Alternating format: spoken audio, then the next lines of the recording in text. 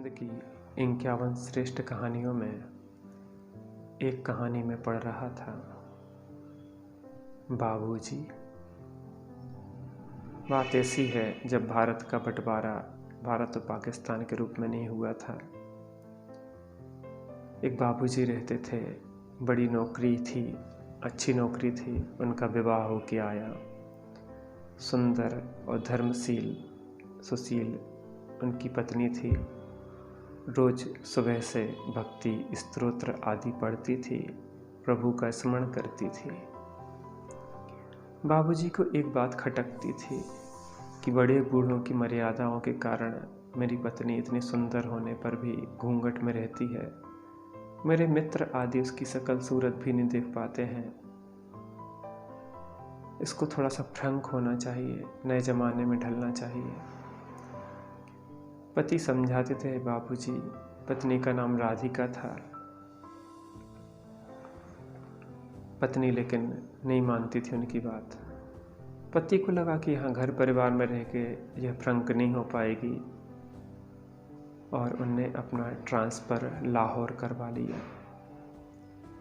लाहौर में पति पत्नी थे, जैसा आजकल होता है। कोई का भय नहीं है, कोई सिर माथे नहीं है, सास ससुर का डर नहीं है। व्यक्ति को बहकने में समय क्या लगता है, अंदर में तो वैसे ही स्वच्छंद वृत्ति समाई हुई है। पत्नी धीरे धीरे स्वच्छंद होती चली गई।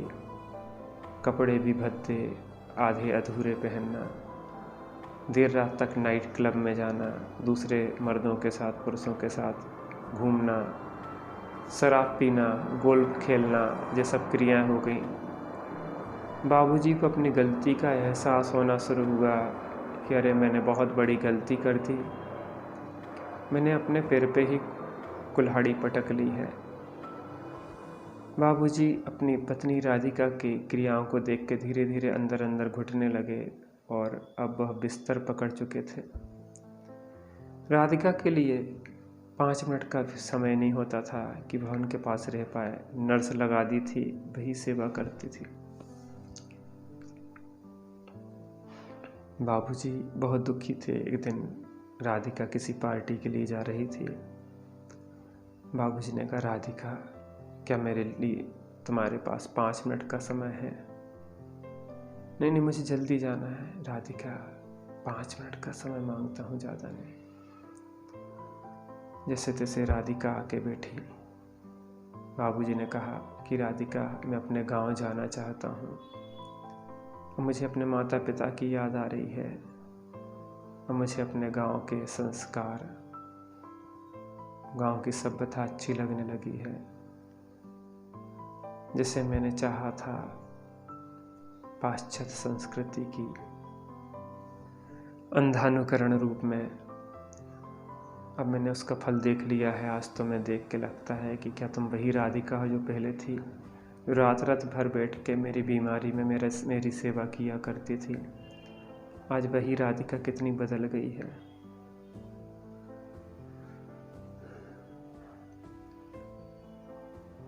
मैं चाहता हूँ राधिका, अगर तुम मुझे जिंदा देखना चाहती हो तो हम फिर से गांव चलते हैं।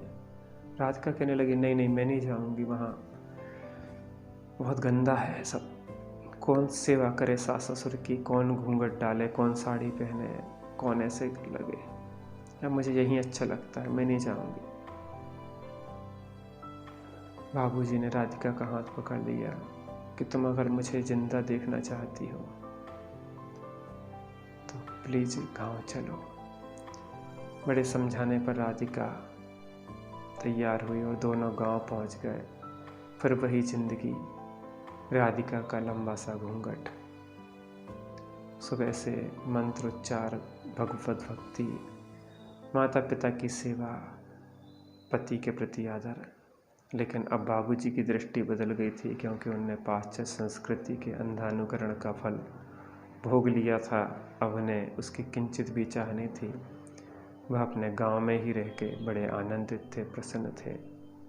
हमें भी अपने जीवन को अपने माता पिता के पास रह के, उनके द्वारा दिए संस्कारों का पालन करके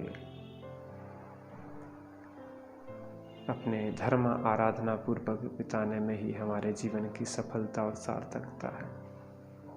हम सभी उसका पालन करें और अपने भारतीय संस्कृति की मर्यादाओं को पालन करते हुए अपने एक अच्छे जीवन को निर्माण करें, इसी मंगल भावना से।